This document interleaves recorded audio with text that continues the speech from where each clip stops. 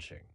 Common causes: background apps, auto hotkey, DS4 Windows, overlays, Interception, input drivers, GPU drivers outdated, DirectX Visual C++ issues. Step-by-step fix 1. Close background apps and overlays. Discord overlay, Steam overlay, MSI Afterburner, Xbox Game Bar. 2. Update GPU drivers, NVIDIA GeForce Experience, AMD, Adrenalin software, optional, use DDU to clean old drivers. 3. Remove Interception driver if installed. You can see the code in our conversation history. Restart PC. 4. Verify game files, Steam or other launcher. Right-click Game, Properties, verify integrity. 5. Force DirectX 11 if crashes persist. Game shortcut, Properties, launch options.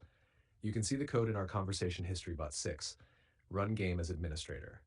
7. Check virtual memory, page file, initial 8,000 megabytes, max 16,000 megabyte. 8. Delete config files, C users your name, app data local 7 deadly sins origins saved, game recreates default configs. 9. Install required redistributables, DirectX, Visual C++, 2015-2022.